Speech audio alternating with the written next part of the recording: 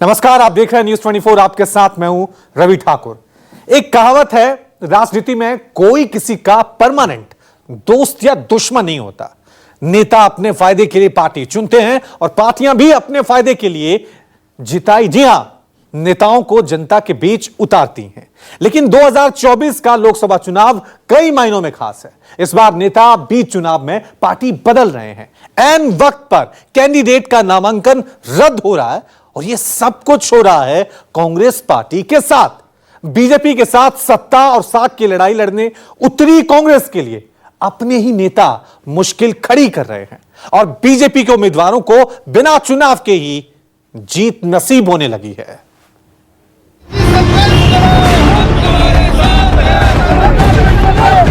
के साथ उनके मतभेद खुलकर सामने आ गए। दिल्ली कांग्रेस अध्यक्ष पद से इस्तीफा देने के बाद लवली ने पार्टी पर कई गंभीर आरोप लगाए। लवली ने कहा है कि उन्हें जानकारी दिए बगैर लोकसभा चुनाव कैंडिडेट फाइनल किए गए। लवली ने चुनाव के वक्त पार्टी ने कई नेताओं को निकाले जाने के फैसले पर नाराजगी जताई। लवली ने एआईसीसी दिल्ली प्रभारी दीपक बाबरिया पर कई गंभीर आरोप भी लगाए। कांग्रेस अध्यक्ष मल्लिकार्जुन खड़गे को भेजे गए अपने पत्र में यह भी कहा कि वो खुद को अपाहिज महसूस कर रहे थे। लवली ने दिल्ली के वरिष्ठ नेताओं के लिए फैसले को दीपक बाबरिया द्वारा एक तरफा वीटो करने का भी आरोप लगाया। लवली जी, क्या ये सच है कि 3 उम्मीदवार आपको खड़े करने थे दिल्ली में, कन्हैया कुमार, जेपी अग्रवाल और तीसरे उदित राज का जो नाम है वो आपको मीडिया से पता चला? ठीक बात। आपको तो बहुत आश्चर्य हुआ होगा। नहीं, आश्चर्य नहीं हुआ। ऐसा नहीं है कि इन नामों की चर्चा नहीं थी। मेरी को फॉर्मली इन्फॉर्म नहीं किया गया कि ये फाइनल कर दी हैं टिकटें। वो मुझे मीडिया से पता लगा। ये ठीक बात है। मेरी सिर्फ पीड़ा यही थी कि पीसीसी की डिग्निटी मेंटेन रहनी चाहिए। उसके बावजूद मैंने परवाह नहीं की। उसके बावजूद काम शुरू कर दिया मैंने। बाबरिया जी की जो चुनावी राजनीति की समझ है वो कम है। पता नहीं, अब वो उनको लगता होगा वो ठीक है। मुझे लगता है मैं ठीक हूँ। मेरे हिसाब से तो चुनाव में लोगों को मनाना चाहिए, भगाना नहीं चाहिए। लवली ने उन तमाम दावों को भी खारिज किया जिसमें कहा जा रहा था कि टिकट नहीं मिलने के कारण पद छोड़ दिया। लवली ने साफ किया कि वो किसी दूसरे राजनीतिक दल में शामिल नहीं हो रहे हैं। हालांकि लवली ने इंडिया गठबंधन के तहत कांग्रेस और आम आदमी पार्टी के साथ को निराधार बता दिया। क्या आपको लगता है कि ये जो आम आदमी पार्टी और कांग्रेस का गठबंधन हुआ, ये एक असहज अलायंस है, ये चलने वाला नहीं है? निश्चित रूप से असहज है और मैंने सबसे ज्यादा तो मैंने ही सपोर्ट किया। सपोर्ट इन द सेंस की जो हाईकमान का डिसीजन था, मैंने खत में भी लिखा है कि ये अलायंस कांग्रेस की भावनाओं के खिलाफ है। उसके बावजूद न केवल मैंने इसको फॉलो करा, मैंने पूरी पार्टी में कोई इस हाईकमान के फैसले को माने, इसको भी इंश्योर किया। पर आपकी पार्टी कमजोर है ना। कन्हैया कुमार ने छोटे फोटो लगाए हैं कांग्रेस के नेताओं के, वो दुर्भाग्य, बड़े बड़े फोटो लगाए हैं। मेरी यही लड़ाई है कि हमको दोनों उम्मीदवारों को बताना चाहिए कि पार्टी की लाइन क्या है, कैसे चुनाव लड़ेंगे। और जिन उम्मीदवारों को पार्टी की लाइन नहीं पता है तो दुर्भाग्य है। पार्टी के साथ अरविंदर सिंह लवली के गंभीर मनभेद का अंदाजा इसी बात से लगाया जा सकता है कि लवली की तरफ से इस्तीफा देने के तुरंत बाद ही उनका इस्तीफा स्वीकार भी हो गया। उन्होंने इस्तीफा दिया है, उसके बारे में क्या डिसीजन है, अभी मेरा जो बात हुआ है उनके इस्तीफा का कांग्रेस आला कमान ने स्वीकार कर लिया। चुनाव के वक्त दिल्ली कांग्रेस में फूट ने इंडिया गठबंधन को भी तगड़ा झटका दिया। अरविंदर सिंह लवली ने दिल्ली में कांग्रेस और आप के गठबंधन पर भले ही सवाल खड़े किए हों, लेकिन आम आदमी पार्टी ने दिल्ली में कांग्रेस और आप के समझौते का श्रेय लवली को दिया है।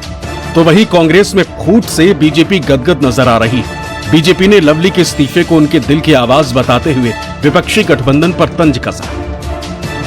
मैं जिम्मेदारी से कह रहा हूं, आम आदमी पार्टी से समझौता कराने में लवली जी की बहुत महत्वपूर्ण भूमिका रही है। अब किस कारण से अभी वो बोल रहे हैं मैं नहीं जानता, तो इसका श्रेय उनको भी जाता है। मैं तो उनको धन्यवाद दूंगा कि इंडिया गठबंधन को यहां पर बनाने में उनकी महत्वपूर्ण भूमिका रही है। और मैं उनको इस बात के लिए भी धन्यवाद दूंगा कि मुख्यमंत्री की जब गिरफ्तारी हुई थी सबसे पहले पहुंचने वाले नेताओं में वो थे। उन्होंने वजह कल साफ साफ बताई है कि निर्णय थोपे गए हैं और ऐसे लोग जो कांग्रेस ने टिकट दिया है, जो देश के दुश्मनों के साथ खड़े होते हैं, देश के टुकड़े टुकड़े करने की बात करते हैं, तो कोई भी स्वाभिमानी आदमी उन लोगों के साथ काम नहीं कर सकता। मुझे लगता है अरविंद लवली ने अपनी आत्मा की आवाज सुनी। चुनाव में कांग्रेस और विपक्षी गठबंधन को लगातार झटके पर झटके लग रहे हैं। दिल्ली में भी भले ही अरविंद सिंह लवली ने पार्टी नहीं छोड़ी हो, लेकिन गुजरात से लेकर मध्य प्रदेश तक नेता या कैंडिडेट तक कांग्रेस का हाथ छोड़कर बीजेपी का दामन थाम रहे हैं और हालात ऐसे होते जा रहे हैं कि 4 जून को नतीजों से पहले ही बीजेपी कई सीटों पर निर्विरोध जीतती हुई दिखाई दे रही है।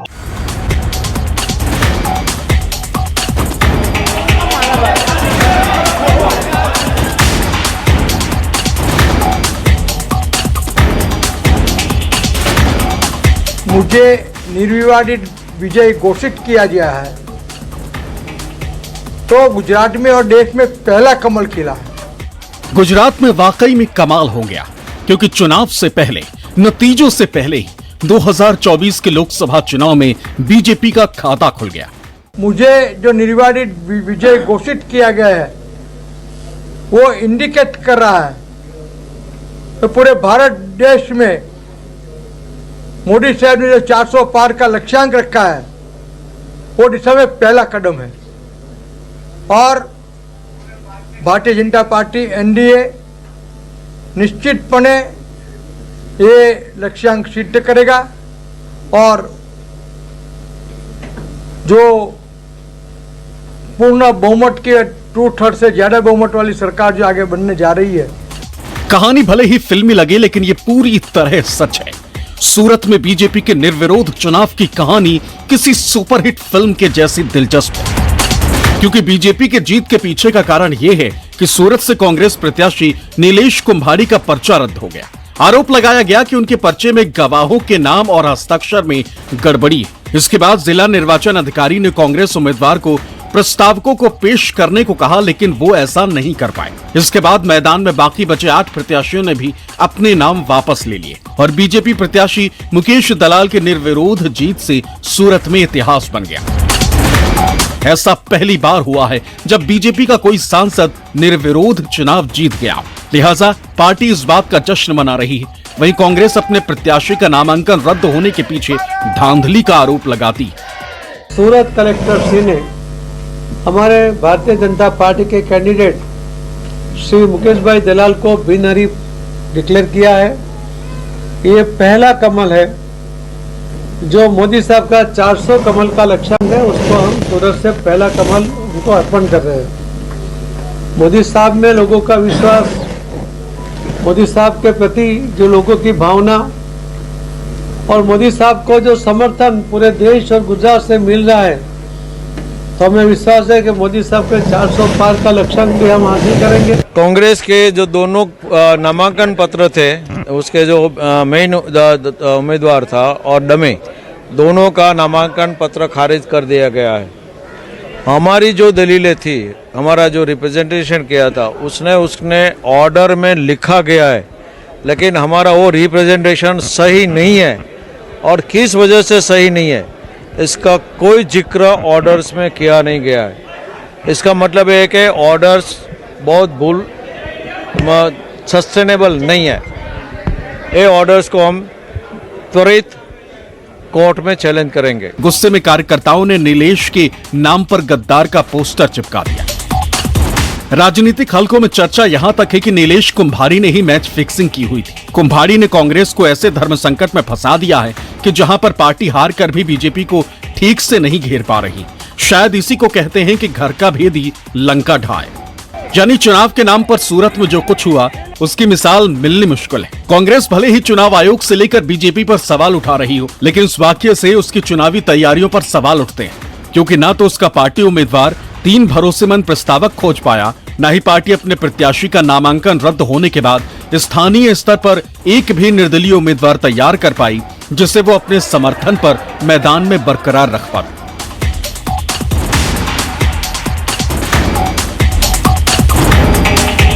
गुजरात की तरह मध्य प्रदेश में भी कांग्रेस को एक और झटका लगा। गाड़ी में कैलाश विजयवर्गीय के साथ इंदौर लोकसभा सीट से कांग्रेस प्रत्याशी अक्षय कांति बम की इस तस्वीर ने देश की राजनीति में एक और बम फोड़ दिया। कैलाश विजयवर्गीय ने अक्षय बम के साथ सेल्फी शेयर करते हुए सोशल मीडिया प्लेटफॉर्म एक्स पर लिखा, इंदौर से कांग्रेस के लोकसभा प्रत्याशी अक्षय कांति बम का माननीय प्रधानमंत्री नरेंद्र मोदी, राष्ट्रीय अध्यक्ष जेपी नड्डा, मुख्यमंत्री डॉक्टर मोहन यादव और प्रदेश अध्यक्ष वीडी शर्मा के नेतृत्व में भाजपा में स्वागत है। आपको बता दें कि इंदौर लोकसभा सीट से पार्टी के उम्मीदवार अक्षय कांति बम ने अपना नामांकन वापस लेते हुए बीजेपी का दामन थाम लिया। इंदौर लोकसभा सीट पर चुनाव के लिए 25 अप्रैल तक नामांकन भरे गए थे। नाम वापसी के लिए 29 अप्रैल का दिन आखिरी दिन था। इससे पहले कांग्रेस को कुछ खबर लग पाती तब तक अक्षय कांति बम ने खेल कर दिया। इंदौर में लोकसभा चुनाव के लिए मतदान 13 मई को होना है। इंदौर सीट से कांग्रेस का प्रत्याशी हटने के बाद एमपी की ये सीट भी बीजेपी के खाते में जाती दिख रही है। हालांकि कांग्रेस इंदौर में किसी छोटे या निर्दलीय प्रत्याशी को समर्थन दे सकती है। राष्ट्र हित की जागृति के लिए, देश प्रेम के संभाव के लिए, हमारे सनातन धर्म के पूरे विश्व में प्रचार के लिए, एक संपूर्ण और अच्छा श्रेष्ठ भारत के लिए, हर वर्ग के विकास के लिए और समाज के, हमारा जो सनातन धर्म है उसके जो ध्वजारोहक है हमारे आदरणीय नरेंद्र मोदी जी के नेतृत्व में एक भारत श्रेष्ठ भारत के लिए मैंने मंजिल पे चलना जरूर शुरू करा था। बस थोड़ा सा रास्ता बदला है। जिस रास्ते पे राष्ट्रभक्ति के लोग हैं, जिस रास्ते पे स्वयं के लोग हैं, बस अब उन सबके साथ चलना शुरू करा है और मंजिल की ओर अग्रसर हूँ। आपको बता दें कि अक्षय कांति बम पर 3 अलग अलग केस चल रहे हैं। चुनावी हलफनामे में भी बम ने इसका जिक्र किया है। इन्हीं में से एक मामले में पिछले दिनों अक्षय बम के खिलाफ कोर्ट ने हत्या के प्रयास की धारा 307 बढ़ा दी। अक्षय बम के बीजेपी में शामिल होने के बाद कांग्रेस प्रदेश अध्यक्ष जीतू पटवारी ने बीजेपी के खिलाफ अक्षय बम को डराने और धमकाने का आरोप लगाया। सोमवार को ग्वालियर सीट से पार्टी उम्मीदवार प्रवीण पाठक के समर्थन में करैरा में आयोजित एक सभा में पटवारी ने आरोप लगाया कि इंदौर से कांग्रेस प्रत्याशी अक्षय कांति बम पर 3 दिन पहले एक पुराने मामले में 307 धारा बढ़वा दी गई। उनको डराया गया, धमकाया गया और रात भर यातना दी गई। जीतू पटवारी ने बीजेपी पर षड्यंत्र का आरोप लगाते हुए देश के लोकतंत्र को खतरे में बताया। इंदौर में एक कांग्रेस का प्रत्याशी था, उस पर 3 दिन पहले कोर्ट से 307 की धारा बढ़वाई गई। 307 कोई केस था उस पर पुराना, उसको डराया गया, धमकाया गया, रात भर उसको यातना दी गई अलग अलग प्रकार की। और आज सुबह कांग्रेस के प्रत्याशी को ले जाके फॉर्म निकलवा लिया गया जो वैलिड था। ये मैसेज क्या है? ये मैसेज है इंदौर वासियों कि आपके वोट के अधिकार का उपयोग नहीं करना है आप लोगों को। लोकतंत्र में आपको बिलीव है, विश्वास है, तो फिर इस तानाशाही के अगेंस्ट पूरे देश को, प्रदेश को खड़ा होना पड़ेगा। इंदौर में चुनाव के आखिरी वक्त कांग्रेस का विकेट गिराकर बीजेपी फूले नहीं समा रही। बीजेपी को 400 पार के नारे के सच होने की खुशबू आने लगी है। एमपी बीजेपी के दिग्गज अक्षय कांति बम के बीजेपी में शामिल होने के फैसले को कांग्रेस पार्टी की गिरती साख और नेताओं में कांग्रेस को लेकर भरोसे की कमी बता रही। तो वहीं अक्षय कांति बम को लेकर कांग्रेस झुंझुलाई हुई और कांग्रेस बीजेपी पर हमलावर है। कांग्रेस के घोषित प्रत्याशी ने सबके साथ प्रदेश अध्यक्ष की नगरी में फॉर्म जमा किया और आज विड्रॉल के दिन वापस अगर ले लेता है तो अब हम क्या कर सकते हैं? कांग्रेस ने घुटने टेके हैं। कांग्रेस के साथ हमारे मध्य प्रदेश के अंदर समाजवादी पार्टी ने घुटने टेके, वो लड़ना नहीं चाहते हैं, उनमें दम नहीं बचा। तो उसमें ये लोकतंत्र की ताकत है, मोदी जी की लोकप्रियता और भाजपा की जनता के पीछे नीचे तक की जड़ें की गहराई है। उनके बहुत सारे पानी, धंधा पानी है, हो सकता है उसमें कुछ दिक्कत हुई हो। उनके ऊपर हत्या का एक नया आरोप लगाया बीजेपी ने, क्या प्रेशर बनाया मुझे नहीं पता है। ऐसे तो कोई अपना विड्रॉ नहीं करता है नॉमिनेशन और चला नहीं जाता है। लेकिन एक बात ये सच है कि जब हम बार बार कहते हैं लोकतंत्र का चीरहरण हो रहा है, तो ये लोकतंत्र का चीरहरण है। चीरहरण ये है कि सत्ता में जो सत्तारूढ़ दल है वो डराना, धमकाना, इंटिमिडेट करके लोगों के पर्चे वापसी करा रहा है, लोगों के प्रस्तावकों को डरा धमका रहा है। अगर ये लोकतंत्र का चीरहरण नहीं है तो लोकतंत्र का चीरहरण और क्या होगा? कांग्रेस के देश के अंदर, प्रदेश के अंदर इतने बदतर हालतें हैं कि कांग्रेस के प्रदेश अध्यक्ष के घर में जो बहुत ज्ञान बांटने का काम कर रहे हैं, उनका कांग्रेस का प्रत्याशी ही अपना नामांकन वापस ले लेता है। ये कांग्रेस के इस प्रकार के हालात देश के अंदर, प्रदेश के अंदर बने हैं। और मैंने जो सुना है कि उन्होंने कहा कि मैं प्रधानमंत्री मोदी जी के नेतृत्व में आज विश्वास व्यक्त करता हूं, तो ये कांग्रेस के हालात है। मध्य प्रदेश के अंदर 29-29 सीट है और देश के अंदर अब की बार 400 पार का नारा पूरा होगा। पेट्रोल, डीजल और जीएसटी के जरिए इस मुल्क की 135 करोड़ जनता से 58 लाख करोड़ लूटे हैं और कुछ दो चार हमारे बिना विचारधारा के लोग अभी भी बचे हैं, उनको भाजपा के लोग खरीद कर लेके जा रहे हैं। लेकिन इस बार जनता ने मूड बना दिया है, राम के नकली भक्तों को पहचान लिया है। इस बार उनका सुपड़ा साफ होगा और 400 सीटों का घमंड, जिस प्रकार से राजा रावण का घमंड टूटा था, नरेंद्र मोदी का भी घमंड टूटेगा। ऐसे ही चुनाव आते हैं और चुनावी शंखनाद का बिगुल बजता है, वैसे ही तमाम राजनीतिक दलों के अंदर कुछ लोग ऐसे होते हैं जो बहुत बड़ी बड़ी सुचिता की बातें करते हैं। वो रातों रात अपनी पार्टी को छोड़ करके दूसरी पार्टियों के अंदर शामिल हो जाते हैं, जिनको हम राजनीतिक पर्यटक की भी संज्ञा देते हैं, जिनको हम दल बदलू के नाम से भी जिनको हम कहते हैं। और ऐसे लोगों के लिए सुचिता की बातें और जो राजनीतिक विचारधारा है वो कहीं ना कहीं पीछे छूट जाती है। लेकिन आपको ये चीज भी देखनी पड़ेगी कि चुनावों से पहले भी जिस तरीके से पार्टियां बदली जाती हैं और इस पार्टी से उस पार्टी में आयाराम गयाराम की स्थिति बनती है, इससे कहीं ना कहीं जनता के मन में एक ये चीज का राजनीति के प्रति जो अरुचि है वो कहीं ना कहीं बढ़ती है। 2024 में मोदी सरकार के हैट्रिक रोकने के लिए विपक्षी दलों ने इंडिया गठबंधन बनाया, लेकिन देश के सबसे पुरानी और विपक्ष की इकलौती राष्ट्रीय पार्टी कांग्रेस को दो तरफा मार पड़ रही। एक तरफ विपक्षी गठबंधन में कांग्रेस को क्षेत्रीय पार्टियों की उपेक्षा का सामना करना पड़ रहा है, वहीं कांग्रेस के दिग्गज नेता एक एक करके बीजेपी के पाले में शामिल होते जा रहे हैं। ताजा कड़ी में कांग्रेस के 3 बड़े नेताओं ने पार्टी को अलविदा कह दिया। कांग्रेस पार्टी के पूर्व प्रवक्ता गौरव वल्लभ ने बीजेपी ज्वाइन कर ली। गौरव वल्लभ ने कांग्रेस अध्यक्ष मल्लिकार्जुन खड़गे को इस्तीफा सौंपा। गौरव ने आरोप लगाया कि वो अब सनातन विरोधी नारे नहीं लगा सकते और न ही सुबह शाम देश के वेल्थ क्रिएटर्स को गाली दे सकते। कांग्रेस के पूर्व सांसद और कद्दावर नेता संजय निरुपम ने भी पार्टी को झटका दिया। निरुपम ने कांग्रेस में 5 अलग अलग पावर सेंटर्स का आरोप लगाया। सोनिया, राहुल, प्रियंका, खरगे और वेणुगोपाल में वैचारिक द्वंद्व चल रहा है। संजय निरुपम ने कांग्रेस पार्टी कार्यकर्ताओं में निराशा होने की बात कही। तीसरा नाम बिहार कांग्रेस के पूर्व प्रदेश अध्यक्ष अनिल शर्मा का है। अनिल शर्मा ने आरोप लगाया कि कांग्रेस सांप्रदायिक पार्टी बन चुकी है और पार्टी अध्यक्ष मल्लिकार्जुन खड़गे और सोनिया गांधी सबसे ज्यादा सांप्रदायिक लोगों की कैटेगरी में आते हैं। धर्म के मामले में आप चुप्पी साध लो, जो गालियां दे रहे हैं सनातन को आप चुप्पी साध लेते हो, वेल्थ क्रिएटर्स को जो गाली दे रहा है आप चुप्पी साध लेते हो और उल्टा गालियां दे रहे हो। देश में वेल्थ क्रिएशन जुर्म नहीं हो सकता। आप इसलिए उन चीजों को गलत बोलते हो क्योंकि वो एक ऐसे व्यक्ति उन चीजों को आगे लेके जा रहा है जिनको आपको सुबह से शाम गाली देनी है। जिस आइडियोलॉजी को सोच के मैंने ज्वाइन किया था कि नए आइडियाज का, इंटेलेक्चुअल आइडियाज का, नए सोच का वहां पर सम्मान होगा, पर नए सोच का, नए आइडियाज का, नए लोगों को सम्मान छोड़ के क्रश करने की प्रक्रिया भारत को आगे नहीं ले जा सकती। वैचारिक आधार पर हालत खराब है, संगठनात्मक स्तर पर पूरा बिखरा हुआ है मामला। जो मुद्दे उठाए जा रहे हैं उन मुद्दों के प्रति कोई कमिटमेंट नहीं दिखता। सुबह कुछ बयान, शाम को कुछ बयान। जो नारे हैं ऐसे नारे हैं जो उनके घर में भी एक बार से दोबारा नहीं बोला जाएगा। उसका कारण यह है कि कांग्रेस पार्टी के शीर्ष नेतृत्व में बड़े पैमाने पर ऐसे लोग बैठ गए हैं जिनका जमीन से कोई नाता नहीं रह गया। इसलिए लगातार लोग टूट रहे हैं, बिखर रहे हैं या अंदर अंदर कसमसा रहे हैं। इसमें कोई दो राय नहीं है कि जब से केंद्र में मोदी सरकार बनी है, विपक्ष लगातार खत्म होता जा रहा है और बीजेपी लगातार मजबूत हो रही।